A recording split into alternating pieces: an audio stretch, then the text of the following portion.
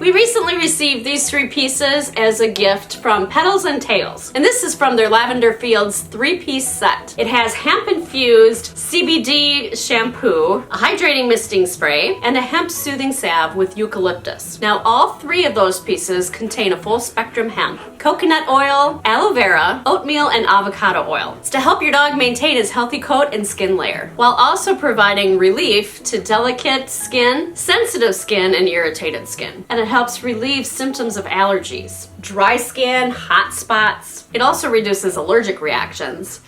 First of all, this stuff smells amazing. It's Lavender Fields Forever, and it does smell just like lavender fields. So nice, isn't it, Sweetie Fuzz? Now, before shampooing your dog, you should first of all brush their coat, because brushing will help get rid of all the loose fur and debris that they've picked up from outside. After they're brushed, you'll wet their coat, starting from the tail forward to their neck. We want to always get their head last. They lose most of their body heat through their head, so keep it dry for as long as possible. And then apply the shampoo working from their tail forward through to their neck. Lather the shampoo to suds it up really nicely, and be sure to avoid their eyes, nose, and mouth. Lastly, we're gonna do their head. Wet their head and then shampoo the head. And then immediately following your dog's head being shampooed, you'll rinse the full dog. Now, some dogs might take a little bit more effort rinsing than others. Like Yeti, for example, will take a lot of effort because he has a thick, really long, thick double coat. It takes a few passes of the water going through him to get him fully rinsed. I'm not demonstrating it because, well, first of all, my bathroom is really small. Secondly, I have a camera that's not waterproof.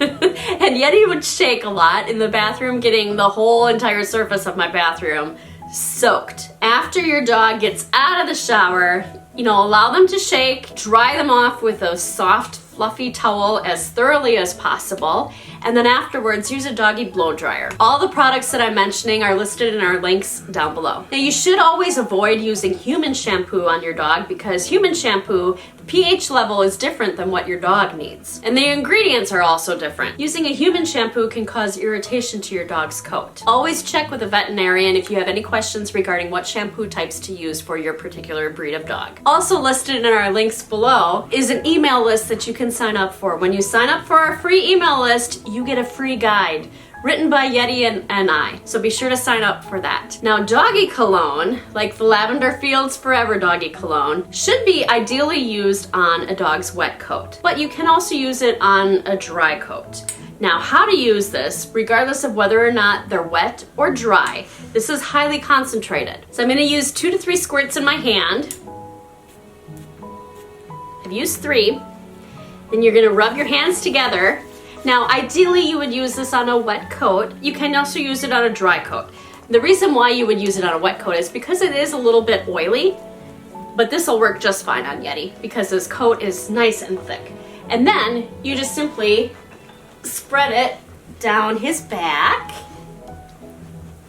and then you massage it in, giving your dog a nice, wonderful doggy massage. And this will help your dog maintain his nice lavender smell. And it does smell really nice. And then after your dog has dried, I would recommend brushing him to give him that beautiful poof. For the doggy cologne, just make sure that you avoid any sensitive, irritated areas like cuts, scrapes, or rashes. I've really liked using the healing ointment.